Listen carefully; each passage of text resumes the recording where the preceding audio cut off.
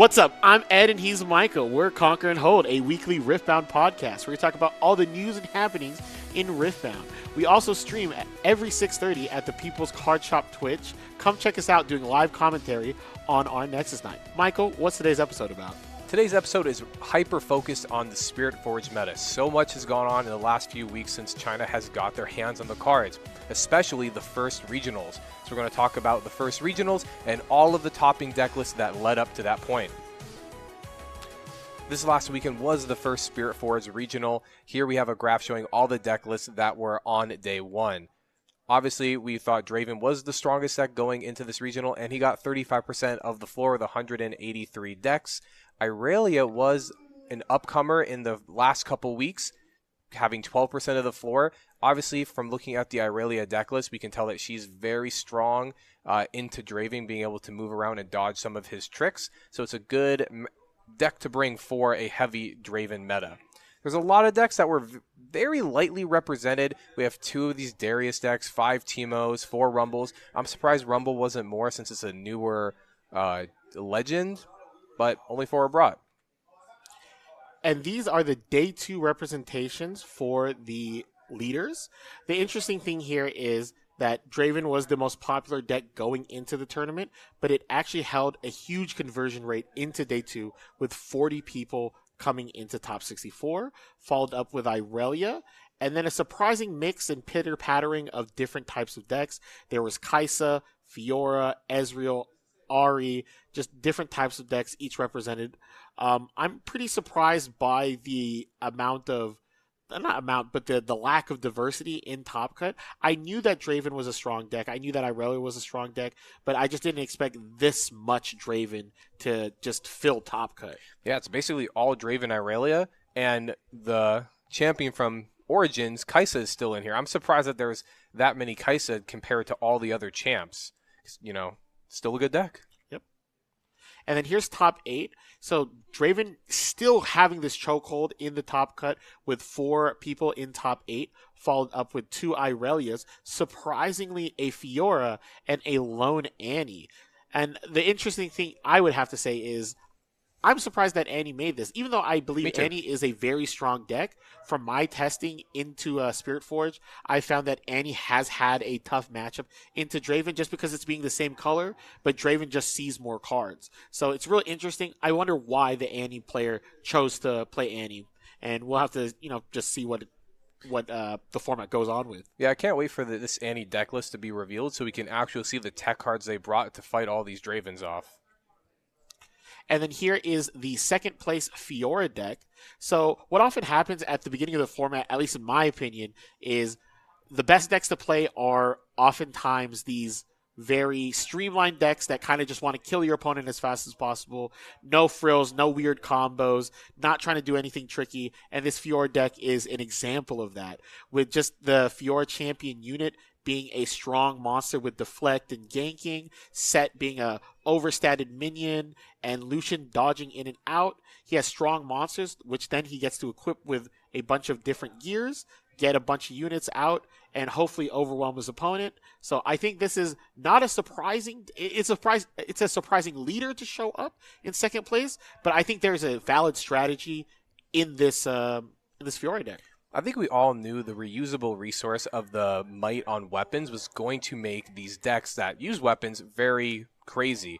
The combination of Fiora being able to cheat back the mana and having some weapon masters in your deck to kind of override the negatives makes this deck soar so much above and beyond all of the other weapon decks in the format right now. And actually, one of the biggest pluses I actually do think Fiora has is just her signature spell. Oftentimes, a lot of signature spells aren't up to snuff, and you wouldn't play 3. But Fiora is yellow-orange, a deck with not a lot of counter spells and not a lot of permission, and she gets to use all the overpowered spells, overpowered monsters, and have some type of control over the game. Yeah, it's definitely one of the top tier sig spells for sure. Here we have the side deck.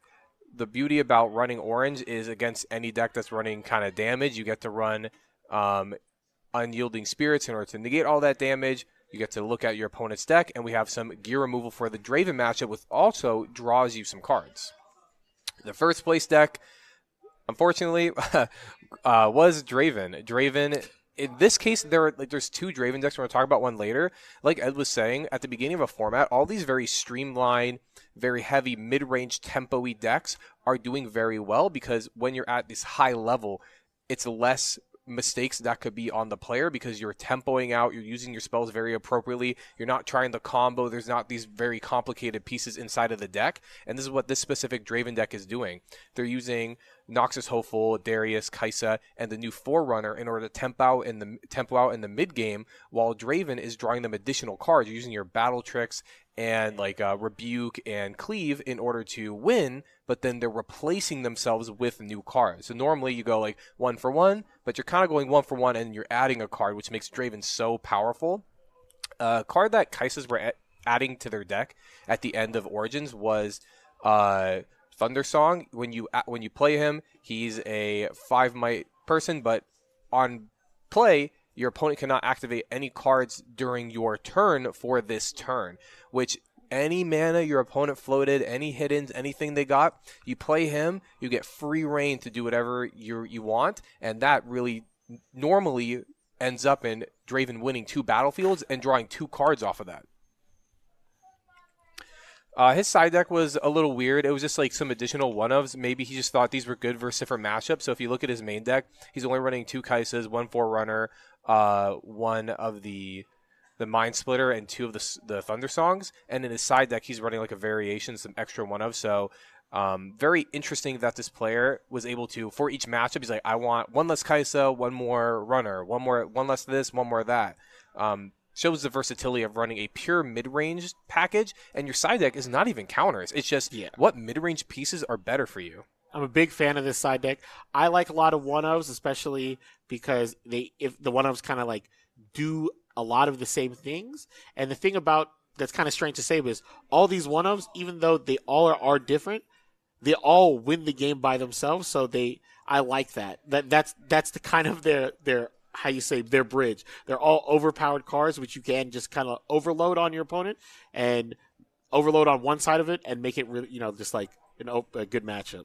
When you look at like how decks interact, you have the Kaisa interacting with removal spells, not Kaisa, Draven interacting with removal spells and buffs, but another axis of interaction is hand knowledge and stopping your opponents from actually playing cards from their hand, which a lot of decks don't have this combination of Mind Splitter and the Thunder Song. In order to, you play Mind Splitter, check their hand, or you play Thunder Song, you're like, you can't use anything anyway, so I don't even care what you got. And that access of like interactability with your opponent is so crazy for a mid-range deck to have. Mm-hmm. And then my favorite thing actually about this side deck is it's like you said, there's not many answers or in his side deck in reality. He's not really siding for anything. In reality, he's just making his deck more threat diverse or threat dense. And I think, just like we said, where instead of trying to counter people, we're just trying to make the most proactive deck possible. And that's why I'm a huge fan of this side deck, actually.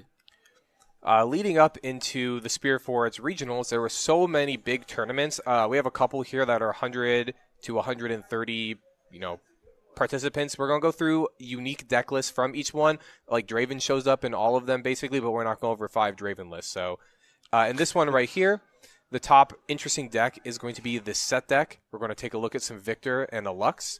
The set deck here is using all of the equipment kind of like Fiora would do.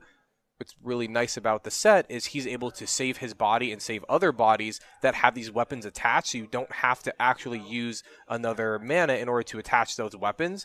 Fiora is pretty strong because she doesn't have to keep on attaching the weapon and losing mana. She makes up for that D-ramp. Set's doing the similar thing. He's saving the body and you don't have to reattach the weapon. My favorite thing about this set deck is that it's turn 2 into turn 3 plays are so powerful. Just playing a Lucian or Auction on turn 2, and then next turn playing something like a Set or a Rune Runner is just a powerful curve, and it just gets the jump early on its opponent. I really love the orange color because it has some of the strongest monsters and has the best spells. It has Punch First, and I can't speak enough about Punch First. I also love how all the early drops don't have power except for Set. Action and Lucian are so crazy. Mm-hmm. And then next we have this we're used to seeing a unitless Victor deck. However, we have made some space for some units here. We have Jace, the Man of Progress. His ability to just cheat out a Vanguard Armory on turn 2 is something that really can't be scoffed at. And then we have a Machine Evangel. So what often happens, what I think the reason why he chose to put more characters in is this deck often has a tough time turning the corner, and just having more creatures lets him kind of like fight for board and win the game a little bit faster. But I'm a huge fan of these creatureless or almost creatureless Victor decks because it gives a lot of agency to you, where you're able to control the board as much as possible, and you're kind of like picking and choosing your battles almost at all the time. And I really, really like this deck. This is another deck list where it is also Victor, but instead of running he's still running all the spells, minimum creatures.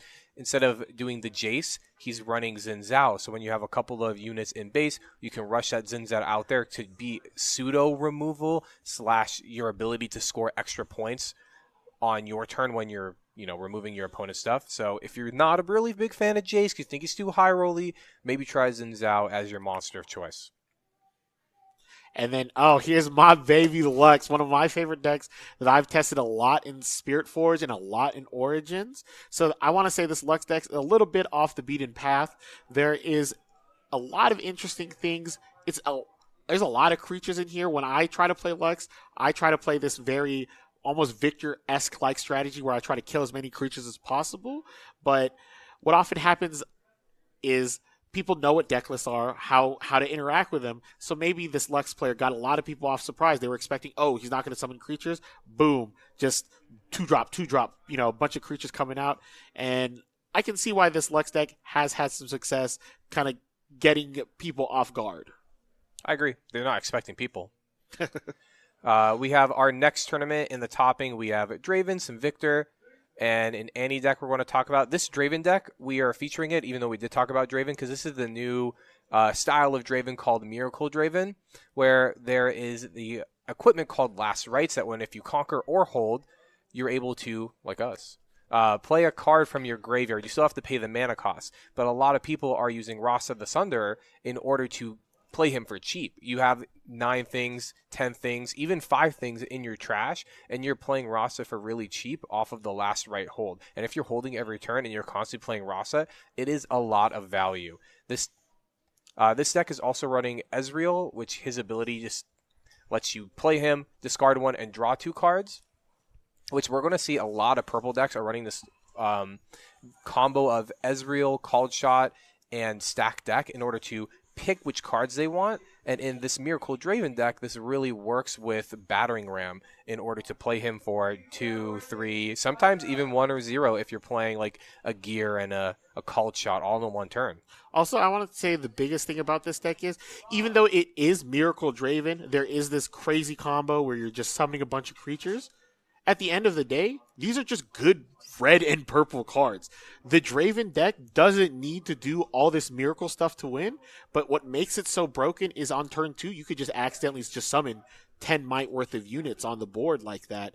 But then you get to also just play Fight or Flight, Stack Deck, Hard Bargain, Rebuke, Switcheroo, and you could just play this control mid-game that out of nowhere can have this insane late game. I think I still prefer the other Draven deck, but this one's really cool when you get the pop-off. Mm-hmm. And in the side deck, you run the extra Rasas. It's, you don't want too many in your main deck, but if it's really good versus a matchup, then you can put them in.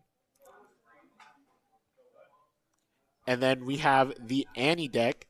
So the cool thing about the Annie deck is it just looks like a Draven deck. it literally just looks like that Draven deck. But I think that's just the purple thing they're doing. They're just running the Ezreal purple combo thing.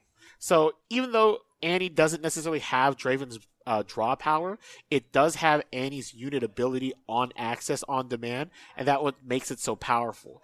Ezreal's able to filter out through so many cards, and then sometimes it has to discard imported spells, but then with the ability of Annie being able to pick up any spell back, you kind of have a second hand being your graveyard. So it kind of trades the reliability of drawing cards with the consistency of, at any time I can have any card in my graveyard back in my hand. So I like Annie right now too. I think like at the worst, you have Ezreal and you get called shot for 1 power and you get to draw 2 cards and look at 4. If you drop Annie and get that call shot back, it's like that's like the worst thing you could do, and that's still pretty strong to like look at 4 cards and draw 2. If that's the worst thing you're doing, not bad. Also, another crazy thing is there's just no Vi Ride the Wind. I think because Vi Ride the Wind is like combo pieces you don't want to play, it heavily desynergizes with the battering ram. I think like you could make a Vi Ride the Wind version where you did not run the battering ram and you ran maybe like Vi Ride the Wind and like a take out a couple spells and maybe run like a couple more like interactions just because it conflicts with the ram. No, I get it.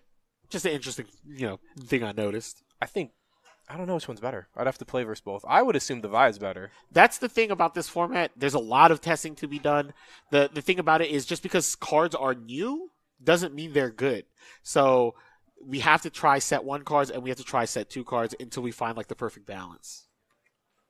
And then we have this Azir deck. Azir is, when you play a weapon, you get to make a Sand Soldier. So you get to play 15 to 18-ish weapons, and all of them are getting a body.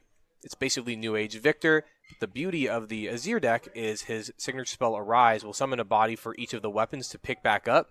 So it makes it so that you don't have to run that many creatures in your deck, and you get to utilize all of these weapons and cheat them out, just kind of like how Fiora does. Any archetype that could cheat the equip cost of a weapon is really strong right now. Going on to our other tournament here. 4 Dravens in the top, but we're going to be talking about a Kai'Sa and a really cool Sivr list, though. This Draven list is just very similar to the first one. We're not going to talk about it. It's just the tempo Draven. And then we have good old Kai'Sa. Kai'Sa, the mainstay of Origins format, being able to cheat out power on spells, gets a new addition with stuff like Premonition, being able to draw more cards. It looks like the tried and true Kai'Sa deck with just a little more additions, Bellows Breath. But, if it's not broken, why fix it? It's a strong tempo deck that gets to basically just play the best cards of both colors. I like the Piercing Light. It's a really cool addition for this deck. Mm-hmm. And then in the side deck, you see the Thunder Song that the topping Draven list also ran. Here we have Sivr. The thing you're going to see a bunch of times in this meta right now is every purple deck is doing the Ezreal called shot, good things purple deck, where they also sometimes include the Fizz to double up on some spells. This deck does have the Last Rites. In this deck, you could run Rasta as well. This individual chose not to, but there's nothing wrong with putting Rasta in your deck. Maybe take out the Vex. Vex is pretty good, but you can maybe take out 1 or 2 of them for 2 Rastas if you wanted. Also, if I'm playing invert timelines, I feel like I want to play Rasta too. You know what I mean? True. It gets real fat real quick. Good thing about Sivr being orange, though, is you get access to 2 really good counters to the meta.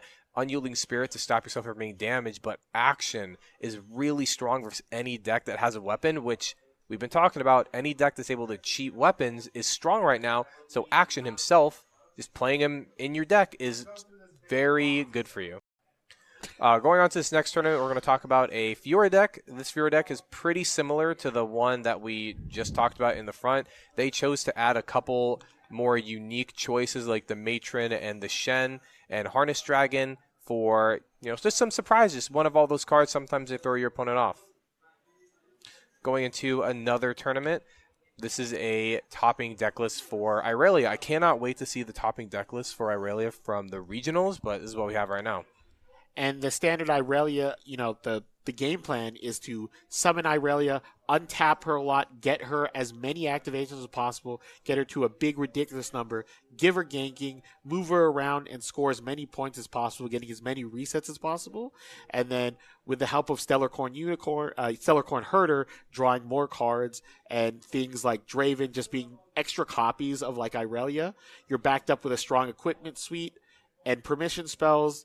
It's just kind of, at least for me, the boogeyman of the format. Even though Draven is probably the most popular and stronger deck, Irelia kind of gatekeeps most of the lower power decks in. Because if you are playing like a mid-tier deck and you're playing against Irelia, you're just not having fun sometimes. Yeah, I agree. She's like you got to be this tall to ride kind of kind of deck where she just makes sure all the terrible decks are like, get out of here, buddy. I'm surprised they're running that boat card, but some people really like it. Oh no, I You like really like that boat card because it gives it like pseudo ganking because you just push it back, it untaps, and then you just move her forward. So I think it's solid. It's just another copy of Boots of Swiftness when Boots of Swiftness the power recycle is a little too much. In this tournament right here, we have another topping from Irelia. The interesting deck we're going to look at is Ezreal. Like all of the other purple decks, they're just doing Ezreal shenanigans with the called shot, but you get to start off with Ezreal in your zone. Just like all the Teemo decks of the past, they're using this, fill up the graveyard, summon a big Mundo, but now you have this alternate game plan where you are also having Last Right and Rasta inside your main. I think every purple deck should be running some type of Rasta Last Rights thing because there's just so much card draw and recursion. Blue-purple is cool because sometimes Mundo's not good because you get rebuked, but you have Mundo and Rasta. Rasta's really good into rebuke while Mundo's not, so you get to choose what you did. I really like how it's 1 Mundo in the main and 3 Rasta, so if you get the Mundo, you're like, he's kind of not good this game, discard him with the Ezreal. You don't really need him. It's fine. You have the Rastas. But if he's good, he totally just wins you the game. Over here we have 2 Dravens and an Ornn, and the Ornn is the one we're going to be talking about. And I'm a big fan of this Ornn deck. One of the things I like to do in this game a lot is hold. I like setting up and making a big fat tank, and I love building building like a giant, Frankenstein's monster with Ornn. Being to set up a lot of gears, giving him a lot of might, and then just having double deflect on him is just really, really powerful. And the biggest star of this deck would have to be Tiana Crown Guard, being able to essentially remove the point discrepancy from your opponent so that they can't score the point, but you're still scoring from holding.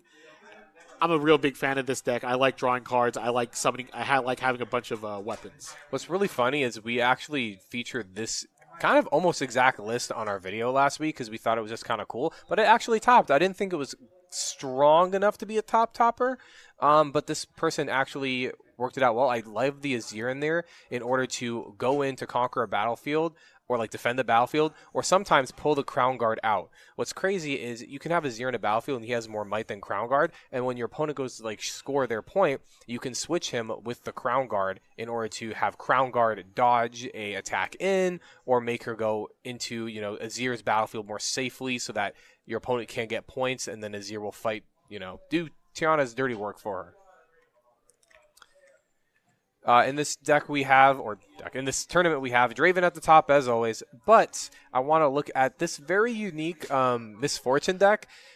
I would have assumed that Dazzling Aurora was dead because action just obliterates it, but this Misfortune deck did top. Not everyone does have removal, and if you're playing a deck like this, you're basically hoping like, oh man, can I not fight the action for the love of God, please?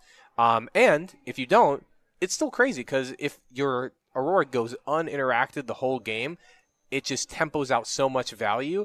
And since you're purple, you now also get to play the Last Right. So when normal Aurora decks run out of value, you get to hold with your Dead Bloom and then summon a Volibear or summon another Mind Splitter and keep on getting the recursion. Also, the cool thing about Last Rites would be sometimes one of the issues with Aurora decks is you run out of monsters.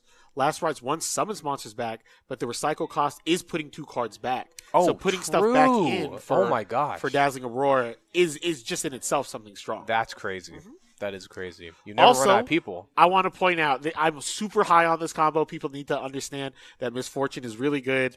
Spirit Wheel and Misfortune makes it to where you give your monster ganking and you just draw a card every turn.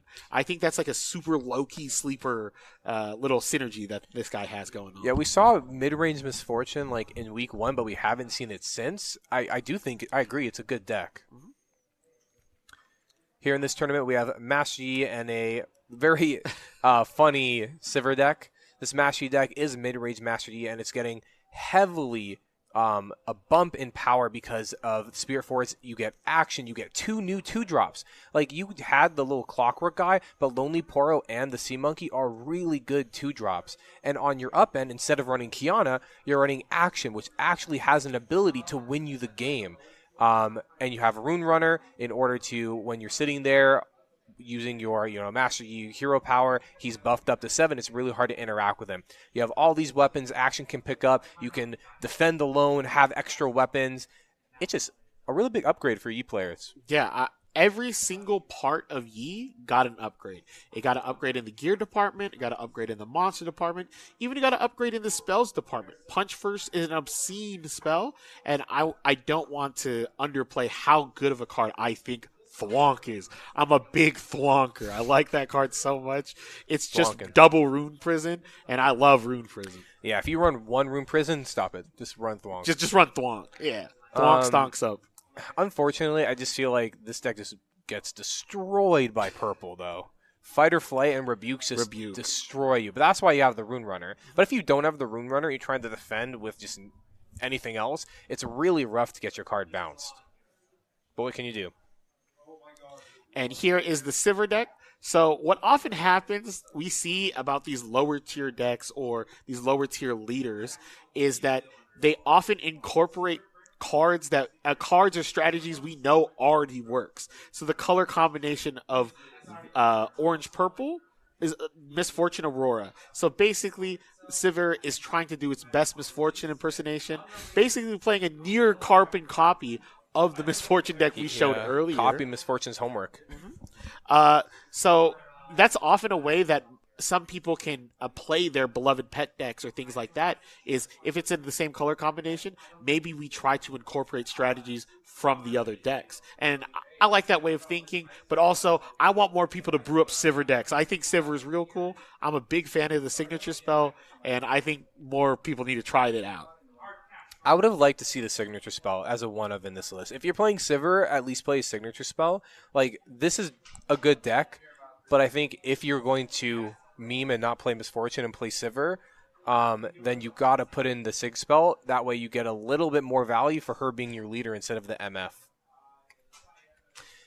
And the last tournament we're going to talk about today shows this Fiora deck. This is a very interesting Fiora deck because a lot of the 2-drops can get buffed up with weapons, or 3-drops, and Baited Hook is really good with all of these weapons. So you play your Unsung Hero, you give it a BF Sword, it has 5 might, you kill it, it's mighty, you draw 2, but then you get to get anything that has 6 might or less because the weapons are buffing them up. So weapon Baited Hook decks are going to be very cool to play. Maybe not good, but definitely interesting that you can have this Harness Dragon just come out for completely free. You know, on turn, whatever turn you would place, maybe like a 3 or 4, like you play the 2-drop, you get the weapon out and the Baited Hook.